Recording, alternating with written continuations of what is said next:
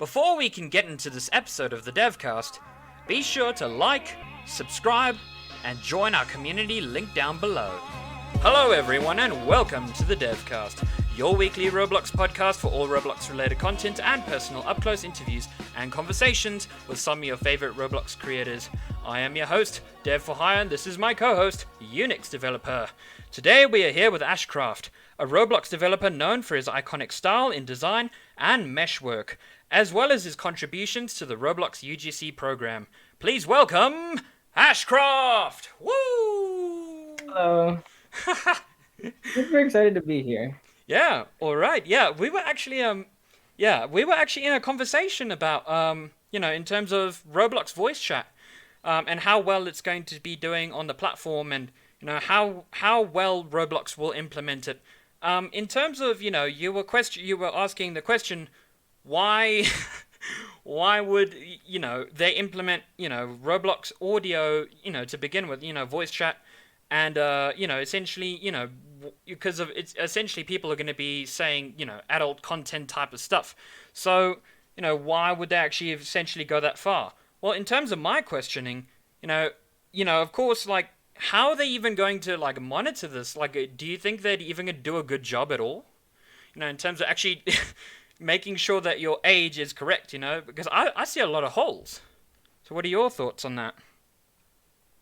I mean, if ID verification goes well, there shouldn't be too much of a problem, but kids are obviously gonna like Yeah, use someone else's ID to like bypass that. And I could certainly see it. you know, Yeah. that's their fault if they get exposed to stuff they shouldn't be listening to in like Roblox voice chat, because Yeah. they bypass the 18 plus filter. Yeah. So, yeah. Yeah, I mean, I It was doesn't just make thinking, any sense. well, I don't think it makes any sense at all, because I mean, like, for example, do I get in trouble if my younger brother or other sibling, if I allow them to use my Roblox account and play on my Roblox account, because let's just say they're really young, but I want to allow them to play games to begin with, and then they get on a game and then they use voice chat, do I get in trouble? Do I get banned permanently? Like, who's at fault Well, here there's a way necessarily? around that. There's a way around that. They're gonna just have to put pins. So when you're in the game, let's say you're in the game, you have to have pin. Because you put your ID into Roblox. You Yeah. want to make sure you set the two factor authentication. Every single time you join a game, they're surely gonna have to type in your pin number to your Yeah. account to make sure to activate. That's probably the only solution that they got. Because then they got your hands tied. Because why would you give your younger sibling your pin on Roblox? Yeah. Yeah. That's sorted. Then you've got the other problem, right? You got the other problem is, let's say I put my ID on there, right? And my voice sounds like I'm 16, 17, I'm under 18, right? They can't actually see a video of me, so they got no evidence that it's me talking. How can they confirm I'm underage? It doesn't make any sense. Anyone want to elaborate on Yeah, that? I was just thinking, my voice sounds relatively young for my age. I don't, Mine too. Yeah. yeah, exactly. So, what if Roblox is actually biased and then you're mistaken for like a minor or something like that, and then they just judge you based on your voice? We actually talked about that. I was like, how could I, how people are probably going to think that I'm like 16 years of age when I'm like 19 years old? Yeah. Is it my fault that my microphone is bad? Am I just going to get reported for that? I mean, no, it just sounds outrageous. Like, That's if the report feature works. yeah, Like, hopefully. you know how people are always like, "Oh, the report button does nothing." Well, when it comes to voice chat, I really hope it does something because, like I mentioned earlier, the way VR chat regulates stuff is, people reporting other people, and then, moderation kicks in. Voice So, chat could be a huge disaster if they roll it out wrong. Like, if you look at display yeah, names, it was an absolute disaster. People were putting like Nazi signs all over the place.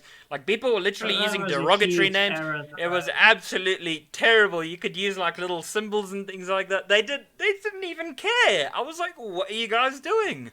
And I My concern with it is, I agree with that. My concern is that we haven't actually seen the terms and conditions, and you cannot say that Roblox's current terms and conditions help with voice chat because you've got this 18 plus It's feature. it's Doesn't way outdated. mean nothing. They don't have. They're gonna have to roll out new terms and conditions if they're gonna roll out voice I, chat.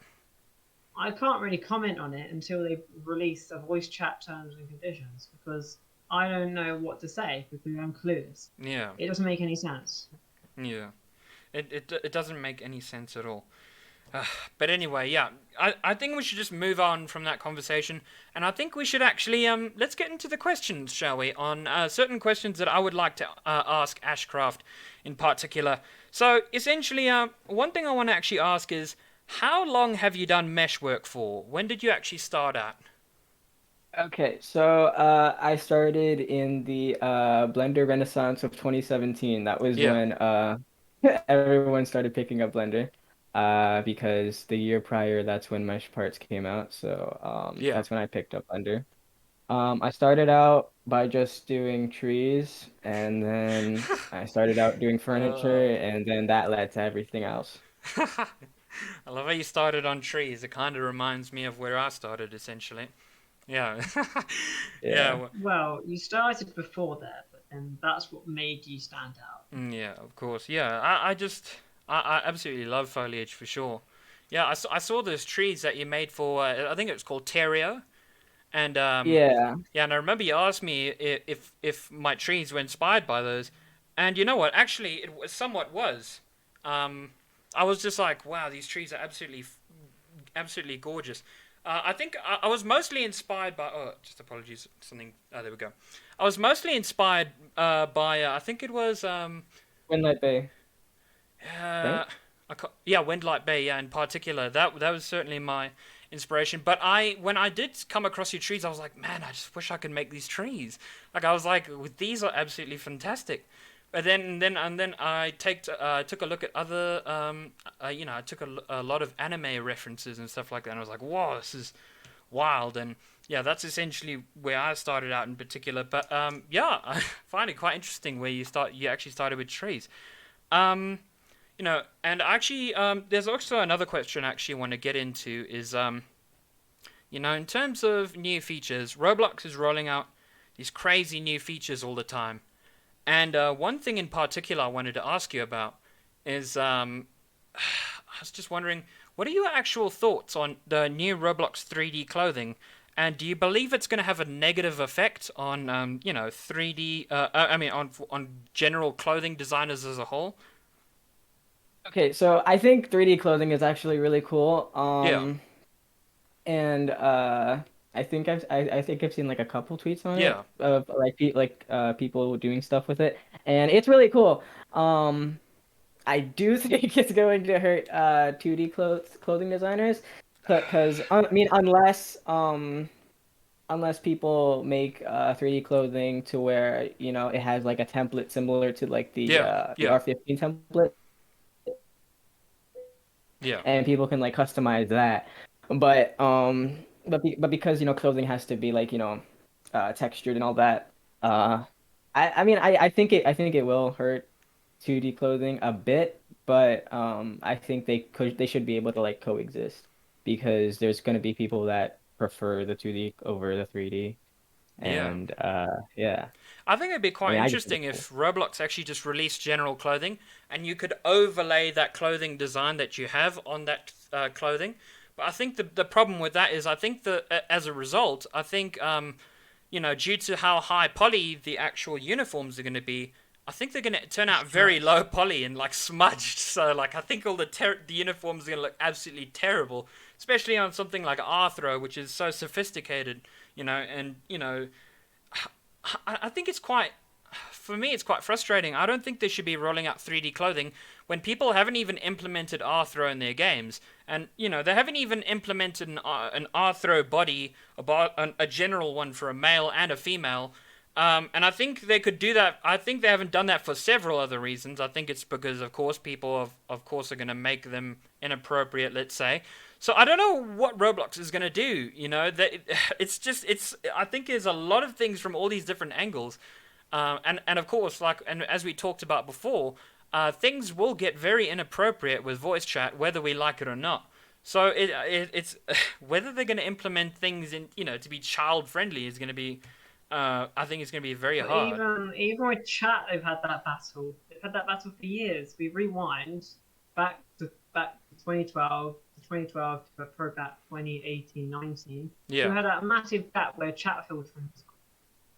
I mean, it was getting slowly improved, but it was crap. You could say things with extra letters, and it would just bypass. No Yeah. tags, nothing. It could be really wrong and not right. And that happened for a very long time. So it doesn't make any sense how voice chat is going to be any different, because it's going to have to go through that long stage where it's just getting nowhere. And to be honest, I think chat is more easier to moderate Yeah. than voice. So I don't see where this is going. And from what they said on the podcast, they're going to get filtering on things. You will hear the first saying of the word, and then you'll hear whatever belief or whatever. So I don't see how it's going to be any different, really, than just saying the real thing. I mean, that's fair. That's fair. I guess with any innovation will come chaos. I guess, exactly like display names, which just and just when if we go to look at Arthro, like you were saying earlier, you went from R6 to R15. People moaned about that. Yeah. Yes, clothing stayed the same. Yes, you could argue that clothing was not a problem. But people were moaning, "Oh, my game doesn't work on R15, and I don't want to make it cross." People were having that arguments for a long time, so it's no different. It's just Roblox innovating again. I still remember when people hated on the 3.0 bodies, like way back in 2012. Yeah. Like when those first came out, yeah. everyone hated them, and now that's all you see. Oh, but they were huge in 2013 for sure. Like everyone had a 3.0. Wasn't it 2.0 body in 2013? I don't know a single person that didn't. Like everyone just used it in 2013. It really was like a trendy thing. And people would have like bright colors on their body and like emo-ish kind of stuff, and they had like bikinis, and it was just it was wild. And the angel wings, that was a wild time. And then but that era was those games where boys versus girls. And then hangout games. Yeah, that was a good time. That was that era. Oh my gosh, yeah. And then like the skater hats, and then they had like the hair to the side. Yeah, that was me. I was one of those kids. I think we were all like that, yeah. And then there was like a chain on the side. Like it was quite interesting. And how internet culture actually influenced, Roblox. There was like a whole generation of people actually like that in real life. The colored hair, Monster Energy drinks, and long socks and stuff like that. Apparently that somehow got to Roblox. And I don't think we even knew it, but that was actually some good times, yeah. You know what? Voice chat, bring it on. 3D clothing, bring it on. Let's see what happens. Let's actually see what happens. I'm actually surprised they haven't. Speaking of like what you mentioned about Arthro earlier, how like there isn't a general body for like male and female. Yeah. And there's like no Arthro body that works with the 2D clothing. I find that really weird. Like I don't understand why they didn't support that, because I feel like a lot of people still hate on Arthro nowadays because they haven't had the chance to explore it. And I think just like giving us like a default body that we can put clothes on would actually give people the motivation to explore it more. I think it's Roblox's fault on their part as well, because they haven't made it very compatible as well with games as well. Apparently Arthro breaks a lot of games. So Arthro is actually banned in a lot of front page games. They never gave front page games, or at least people in general, I don't think I think they did. Actually, no, they did. They actually gave us a chance to actually trial Arthro, I think. Yeah, they made an uncopy-locked game with Arthro and everything like that. But I think people disliked it so much they didn't even bother to, even use it. And I think that's the struggle that people are having, Roblox as a platform is having right now, is that I think the response to Arthro was so terrible that no one actually chose to actually implement it in their games. And of course, I think if they actually had a better outcome and actually people actually enjoyed Arthro and actually worked really well, then maybe it would have had a chance. But you see, the thing is, I think what they should have done is they should have released Arthro with a general male and female body and, be able to put clothes on them, like general Roblox clothes, but they didn't do that. So now we're kind of stuck in this situation. And maybe, hopefully, Roblox clothing can maybe sort that out if they release a package with the clothing and everything. But hopefully they actually do that essentially. But I don't know, time will tell. Hopefully. Anyway, I Yeah. actually just want to let's actually move on to something else. Um, what actually because I know you're a part of the UGC program, and I actually wanted to ask what motivated you to actually join the UGC program in general? Uh, that's a good question because I kind of forgot that. I think honestly, I just saw a lot of my friends, making catalog items and hats, and I was all like, "Wow, I want to be like, I want to start doing that too." Oh. So, Oh. yeah, So you had like a it was couple of like friends that were just like, it was it "Oh, was it this was is kind of it was awesome." it was kind of it was a mix of like I want to earn money with hats, right? And Yeah. it's Yeah. also like making hats would be pretty cool, and everyone else is doing it. I want to be part of this. Hmm. Well, Join the club. Also, give me a second. I need to mute my mic for like a couple seconds. Hold on. no, it's all right. Yeah, I wish I could join the UGC program. Unfortunately, I'm not really too skilled in texturing necessarily. It's just yeah, texturing is just really a pain for me, especially unwrapping UV maps and all that type of stuff. It must That's the probably. easy bit for me. The Oh, you unwrapping's the see, easy bit. yeah, But but of I course, can't actually. To be fair, we're like the polar opposites, aren't we? I can unwrap the whole thing and stop the whole thing out, and then you can actually paint it. yeah, that's true. Yeah, And I can't. I Try the can't back. paint it. yeah, Save my that's life. kind of funny because But Unix can unwrap a UV map and all that type of stuff, and I can actually, paint over the UV really, map, but I really can't cool. unwrap it and all that type of stuff and add the texturing on properly and everything. So yeah, like Unix and I kind of need each other. Like if he wants texturing done, he comes to me. But if I need to unwrap a UV map and actually place it onto something and all that 3D type of stuff, models and yeah, things like 3D that. models, I You have to go come to running Unix. over. Yeah, it's kind of funny. Honestly, before I learned Substance Painter, I was also dealing with that issue because I was like, so before I picked up Substance Painter, Yeah. um, I was really, I had like really low self-esteem when it came to like texturing. I was like, man, I really suck at this because all I knew at the time was, project to view and then put like a gradient and like flat colors and all that. That's all I knew, right? Yeah. Yeah. But as soon as I picked up Substance Painter, like everything I made just instantly looked 10 times better, and I was like, whoa, Yeah. people use this, and I was like, and from then on, like all my stuff started looking good. Like you see Yeah. this couch, like I started making stuff look like this. Like it was Oh, that's wild. it was really cool. I mean, I didn't make that, but I can make Oh something yeah. like that now. Thanks to Substance Painter. Oh yeah. Yeah. Oh well, that's awesome. Yeah, Substance Painter is quite a. I think there's a lot of bells and whistles on Substance Painter. I think you can actually make some really advanced stuff on that. I'm sure you can make like Yeah. normal maps as well and use I'm trying to PBR and learn how that to type of use stuff. Yeah, I'm also trying to learn how to use Substance Designer, which is essentially instead of like painting on the materials, you're actually making the materials using like nodes and stuff.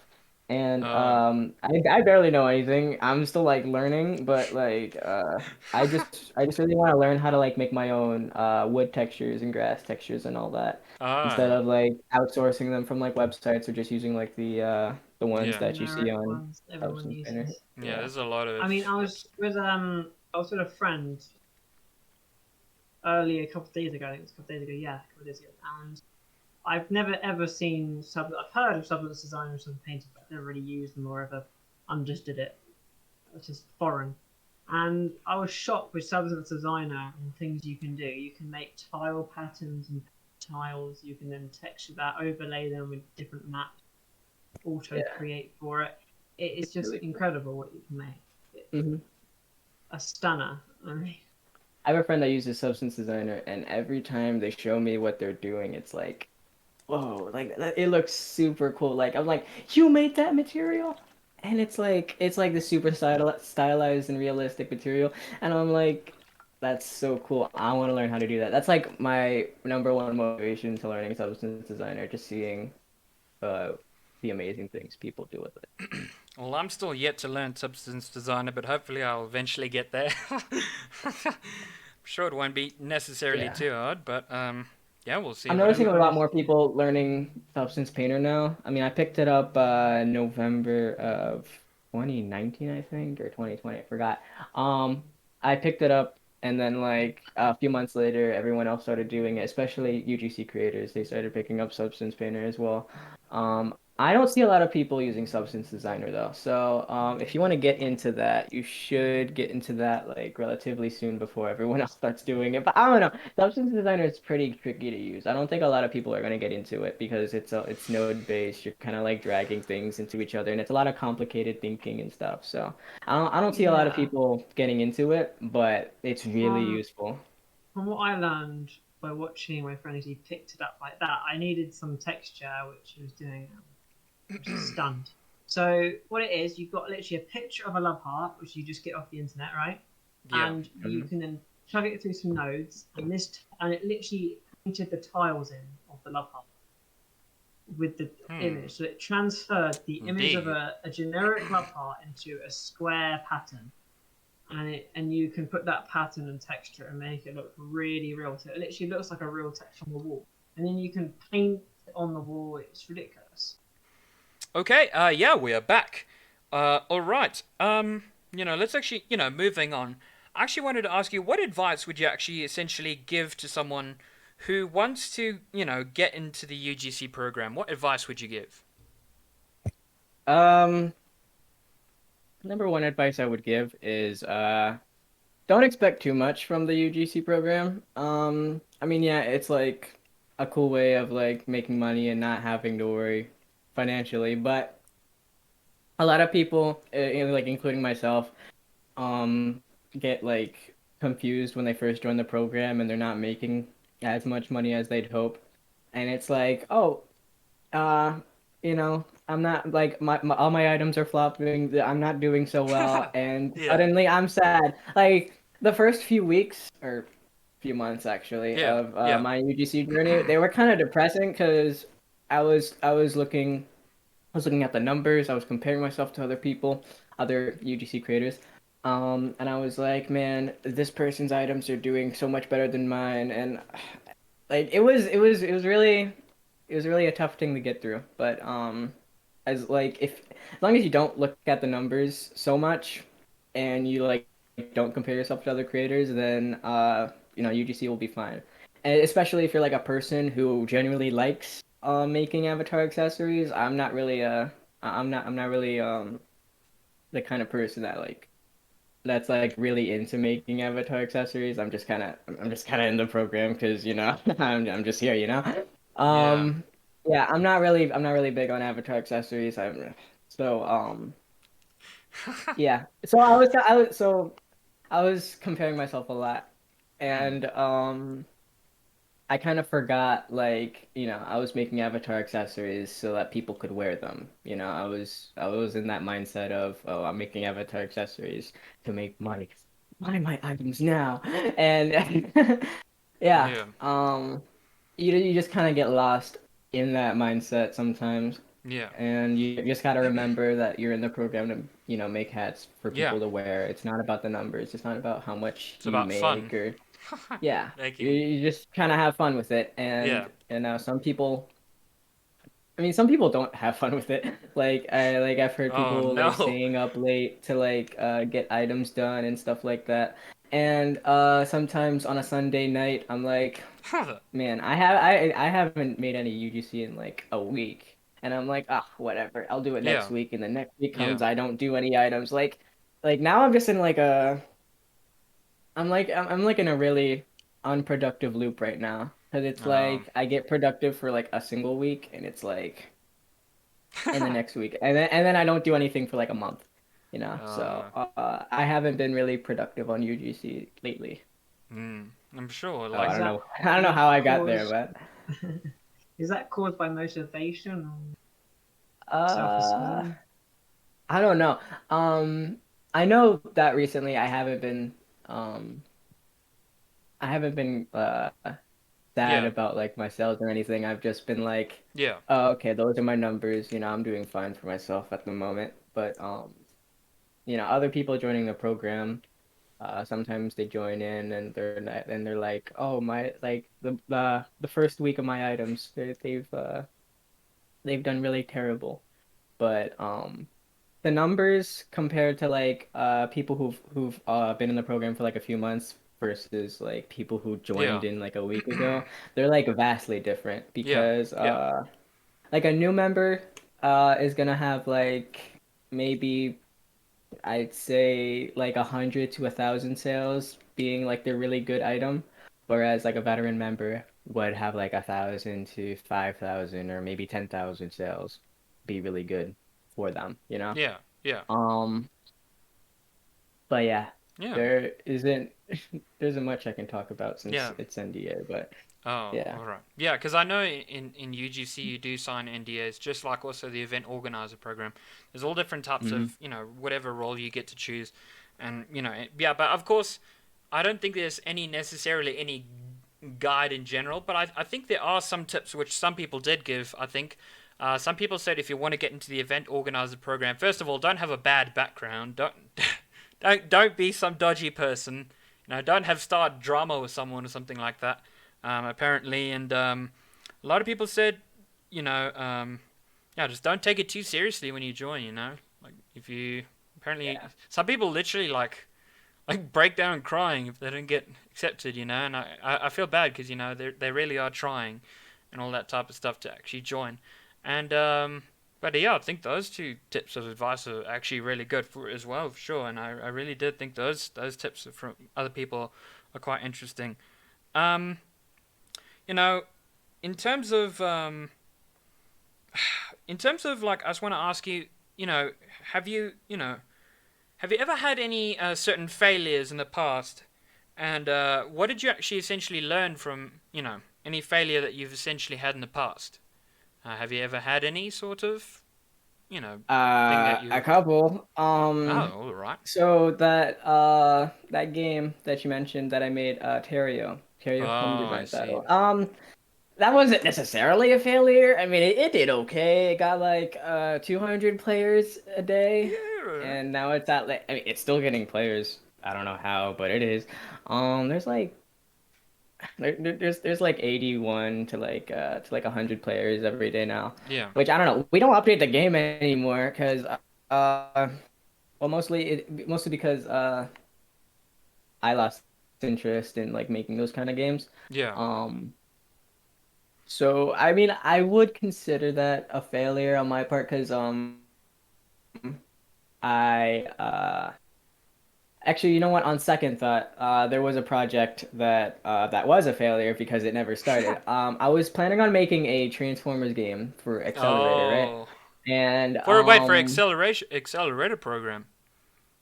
yeah, I tried to apply, but then I got rejected. So I was like, hey, do you? I still had my team, right? So I was like, hey, team, do you want to like keep working on this? And I was like, and they were like, yeah, sure.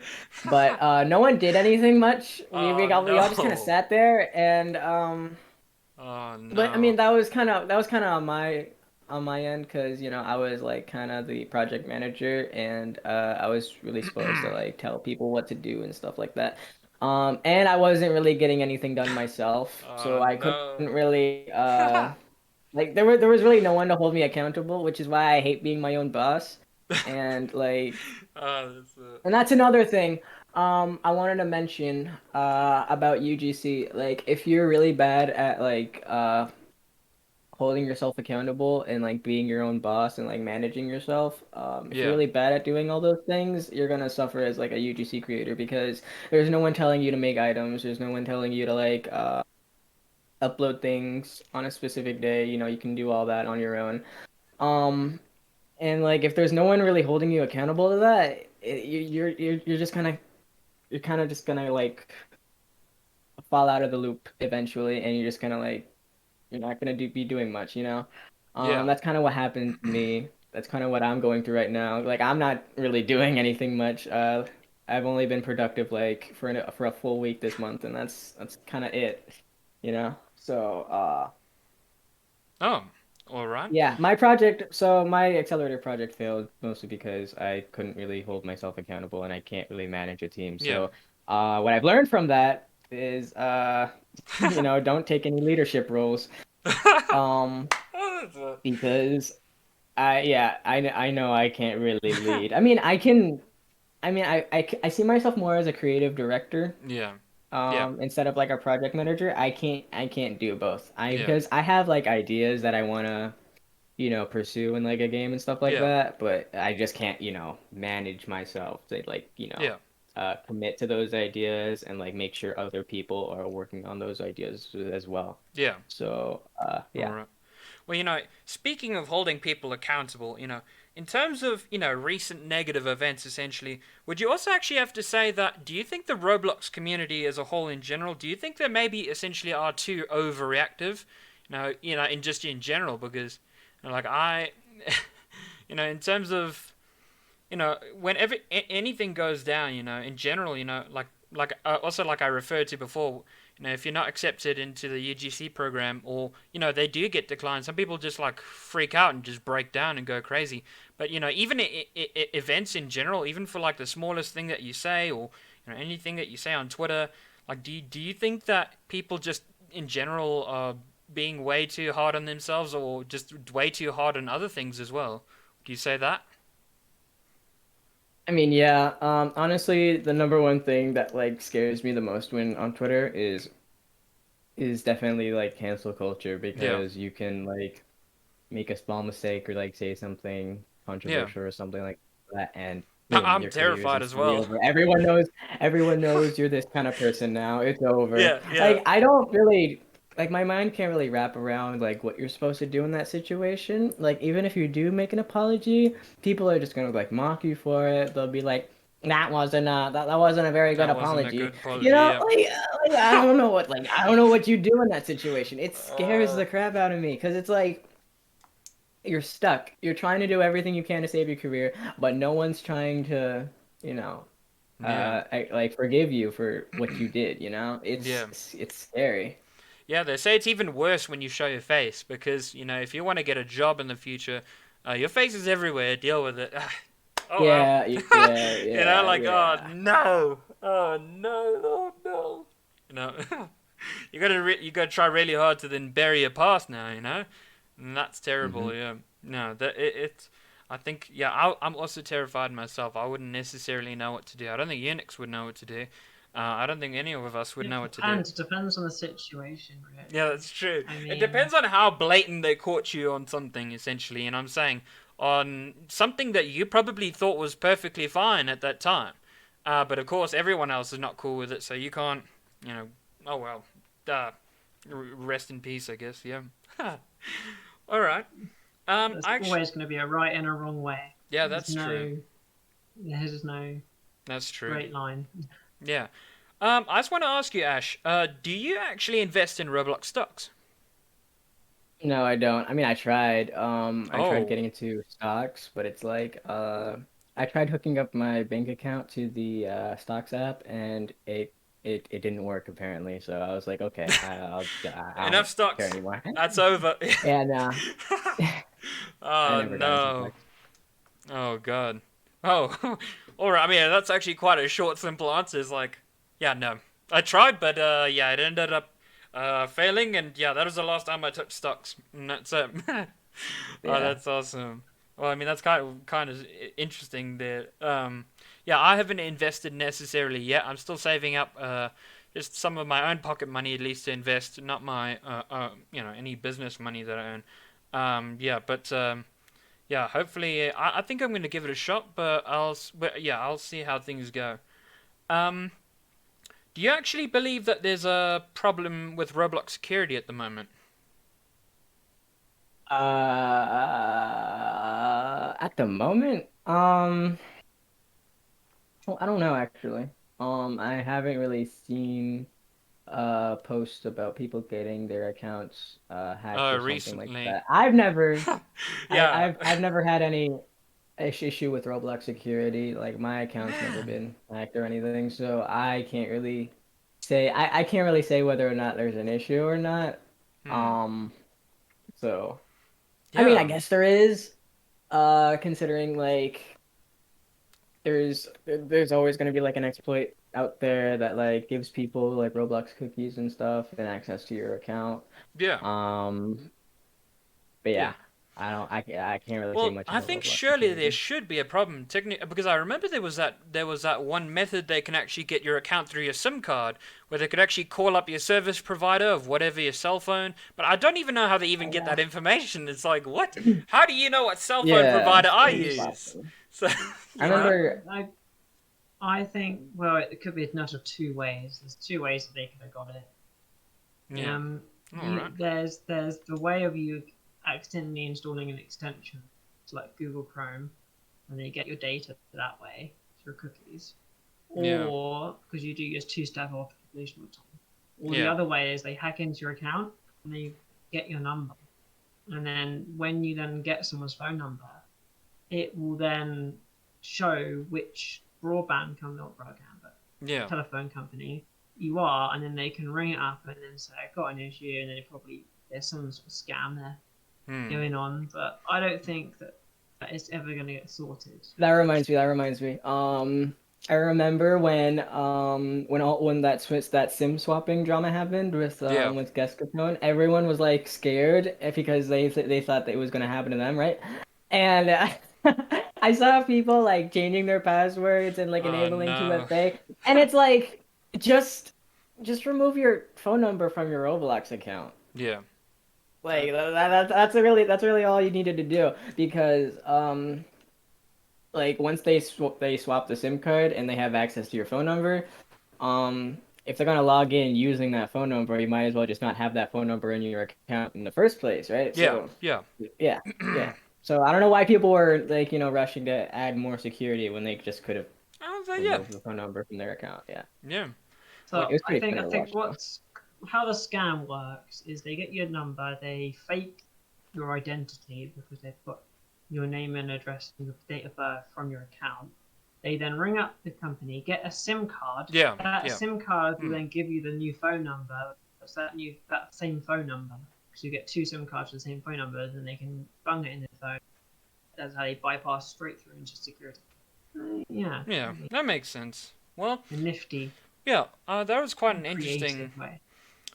thing that we talked about. Essentially, yeah. The security is it's kind of yeah. Well, I don't know. I think they've tackled it already.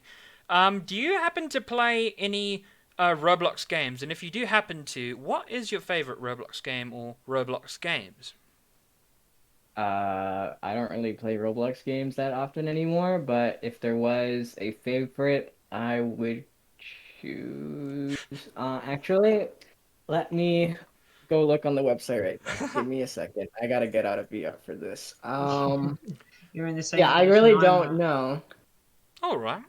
Well, if you Um, don't, that's perfectly fine. I really like. Well, I want to list some games that I that have really good like environment art that I really appreciate.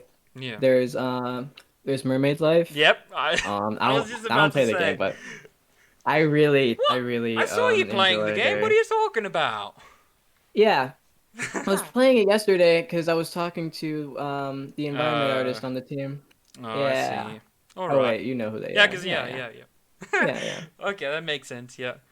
I was like, oh my hmm gosh, Ashcraft actually playing Mermaid Life. I was like, what? He actually enjoys it. He's actually swimming And around, playing it everything every day. I just like looking at the map. That's all. I absolutely love the map. It's absolutely Yeah, great. Ashley's really talented. Mm. I Um, looked at the map and quite interesting. Low poly, which is good because it's good for performance, and then and then it's just texture Yeah, painted very over the top. optimized game, I must say. Yeah, yeah. They really overdid themselves, really. But no, I wouldn't say so. It's a bit. A lot of the assets are duplicated and pasted. Of But course. I you mean, get it's like that's like making you can make the same argument with a tree, really, and just spam it all over the place. Of course, they're going to do the same thing with coral yes, or something like that. yes, but I mean, Yenix, you sound like you're being pushed into a corner right now. yeah, in some ways, but not to be negative or anything. It is So, a well textured game. Ash, did you actually manage to find the games, or? all right. There's also a game that I did like playing at once. At one point, I don't really play it anymore, but I really enjoyed playing it. Dawn of Aurora. Have you heard of that game? Oh yeah, by Fear. Yeah. I I used really to be used a to like part of playing that that game. group. Yeah, it was absolutely, yeah, for a long time. Um, but yeah, Dawn of Aurora is actually a very, very underrated game. I would say it's critically one of the most underrated games of all time.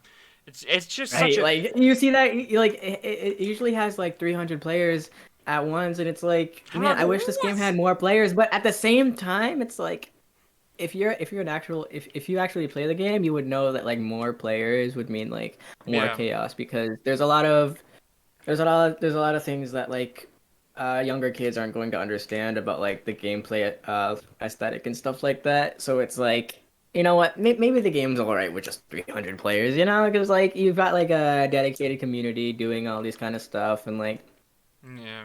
yeah, I think the game's good as is. And another game that I got addicted to for like a few weeks was Islands. Oh. I posted about it on Twitter. I was like, I've spent 10 hours on this game today. Um, Oh, I that's awesome. really, but the only reason why I like playing it so much is because it kind of reminded me of modded Minecraft, and I really enjoyed modded Minecraft. So seeing like elements taken from that and like put into a Roblox game, that's something I've always wanted to do, but I didn't really know how to execute it, and I think Islands does it pretty well. Yeah. I mean, that's Yeah. fair, yeah. Do you happen to have any Yeah. favorite Roblox developers in particular that you enjoy? Uh, I mean, if you can't remember off the top of your head, that's just fine. But I mean, I can't remember half of the developers that I enjoy. Just any favorite particular developers of mine. I usually forget most the of the only time. the only the only person that comes to mind is Ashley Creedy Chameleon. Chameleon. Yeah. They're All really right. cool. I really, really like their work. But there's also, And I then mean, there's a there's also Anne, because you've worked for Anne yeah, on yeah, My yeah, yeah. She's Droplets as really cool well. too. Yeah, Anne's Yeah, yeah, fantastic as well. Yeah. yeah. Just essentially the whole entire everyone who's made My Droplets and Mermaid Life essentially. Awesome Yeah, like team. Full Flower is full of a bunch of like really talented people, Yeah. and I'm just really glad I'm like part of them, Yeah. part of the team. Even though like I don't really do much anymore, I just kind of like I'm just kind of there because like I don't really work on my droplets anymore. Um, Mm. yeah, but like I'm still a part of the team. I'm not fired or anything. I'll just Yeah. be in a project But now I'm sure eventually soon. you've worked with several other studios. You've worked with Team Adopt Me on furniture and all that type of stuff. You've also worked Hmm. with I can't exactly name them off the top of my head, but surely yeah, you've probably worked with some great people. I would assume, yeah. Yeah, I have. Mm. There's also like Robloxian High School I did Yeah, furniture with. yeah, yeah. Yeah. Cindering's amazing. Yeah, Roblox in high Not school is just not such a Cindering. classic, really, isn't it? Not Cindering's Roblox High School. Usering's Roblox High School. Oh, no, I'm mixing it Yeah. around because it's. Oh wait, are there two people that have the same name of the different game, but they're two different developers? Yeah, they're two separate. It's Cindering and Yeah, Usering. he They're two is different usering and people that Cindering. make Yeah. two different Roblox High School games. Oh, Yeah. oh yeah, that makes sense. Yeah. But I didn't actually know that. So okay, well that's interesting to know. All right. Are you excited for RDC this year? Recently, they announced that there's in person and virtual. Are you looking forward to attending RDC? Virtually, yeah. I'm gonna look forward to that. Oh, I was working with one other person during Game Jam, and I kind of want to work with a team this time because I really want an Xbox.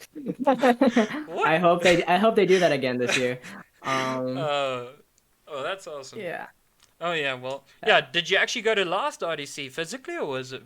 Well, I mean, well, no, actually, no. Last year's RDC I, was virtual. yeah, it was Um, also virtual.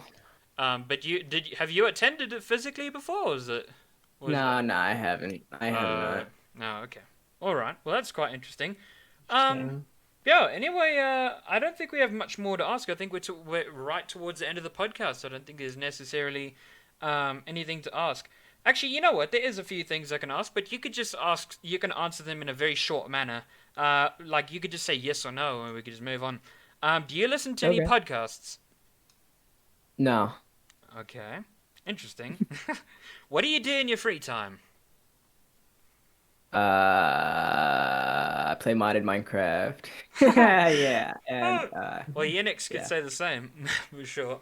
Yeah, with him and his Tried to set up a trains and everything. server, Yeah. but I couldn't find a builder to actually build anything. So it's like I'm grounded. All right. Do you have any pets? No, All right. Very I interesting. don't. What is your favorite food in particular? Fried chicken. Fried chicken. Okay, let's go. Woo! Well, you know what? Shedletsky is going to be very happy about that because he, of course, is the fried chicken master. Everyone knows Shedletsky and his fried chicken, of course.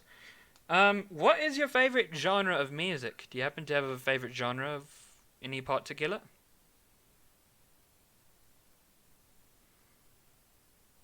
I Oh listen to a gosh, lot of it's video game bugging music, out right but now. most Oh of the time gosh. it's like, is it? Yeah, no, don't worry. You can Sure. continue. Sorry, I just had a Oh, weird okay. brain freeze moment. Okay. I listen to like EDM, and there's also like a couple of Whoa, like rock, that's metal a music, that type of real, stuff. that's a real Um, ancient, how to say this? People don't listen to EDM anymore. It was like a real 2015 phase thing. That's quite interesting. Wow, you really stick with it. That's wild. And rock? Oh, okay. Okay, we're getting funky. All right. All right. Yeah. And we're actually towards it. We've already ended the podcast, essentially. Do you have any last words, any shout-outs, anything you'd like to say before we leave or end off? my mind's blank right now, so I guess not. I'm gonna think of something really cool later on, and I'd be like, man, I should have said that. Well, But we can always I got record it nothing. later, but yeah, otherwise, yeah, thank you everyone for tuning into the DevCast, and yeah, we're going to be seeing you guys all next week. Cheers. Yeah, thank you.